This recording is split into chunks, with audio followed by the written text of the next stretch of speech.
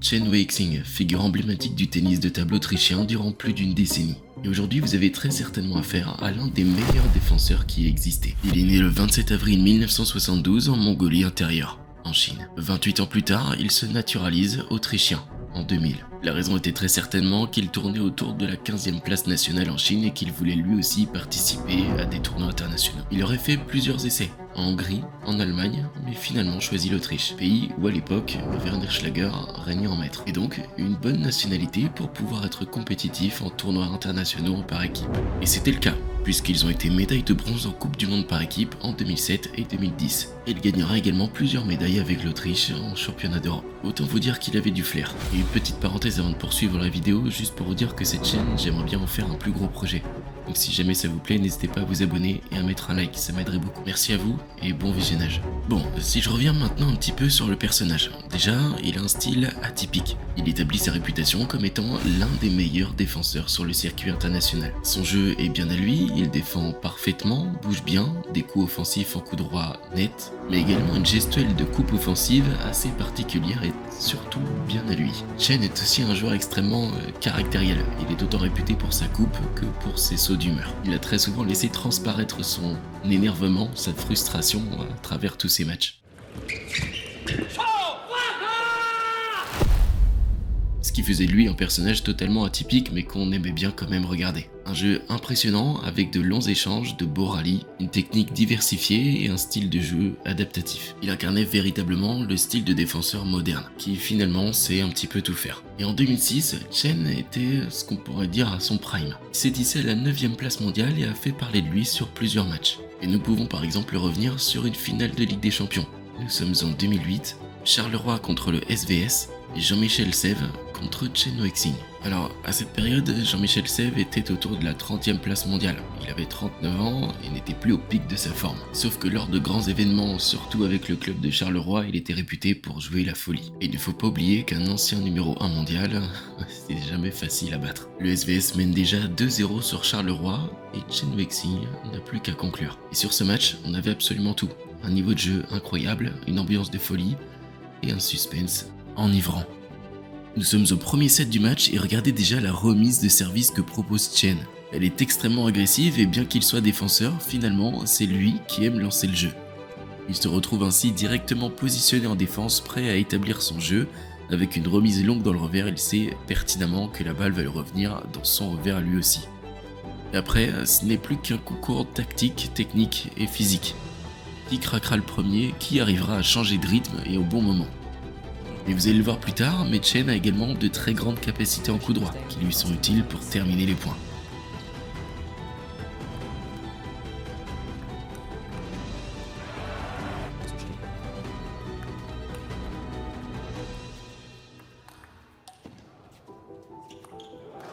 On peut voir ses capacités de déplacement qui sont assez folles, vous voyez, il arrive à prendre un coup droit et ensuite retourner dans le pivot pour remettre une attaque bien agressive.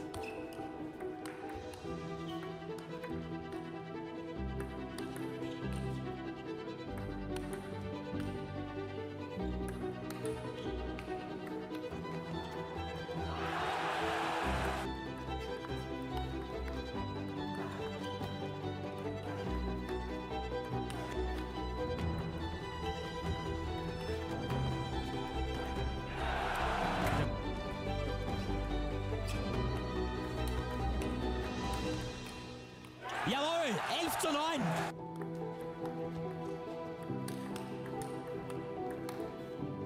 So, das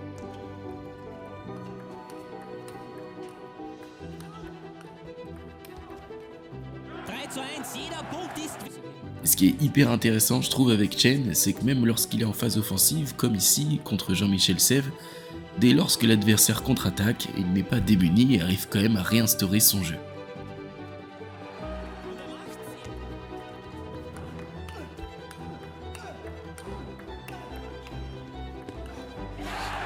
Vamos! Aggressiv eröffnen. Matchball 2, Chen Weixing. Tolle Vorhand und das war's! Das war's, Chen Weixing gewinnt gegen Jean-Michel.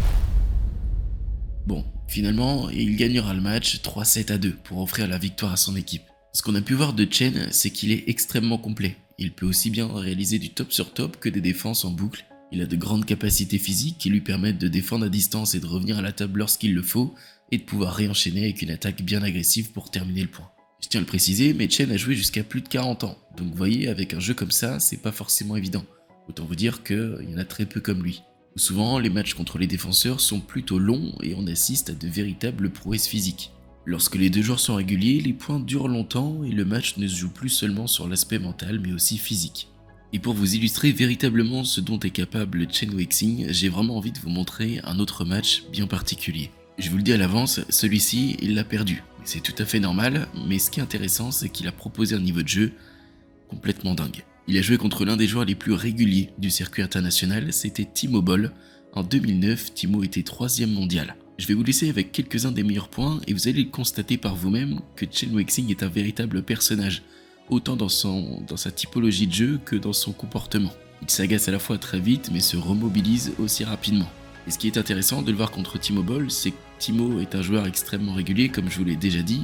Il est gaucher, donc la majorité de ses offensives arrivent dans le revers directement de Chen Weixing, ce qui lui permet d'instaurer rapidement un jeu de défense. Par contre, au niveau de la contre-attaque, c'est beaucoup plus compliqué. C'est pour ça que j'y vois l'intérêt vraiment de vous montrer ça, puisque on va pouvoir voir comment Chen arrive à s'adapter là-dessus.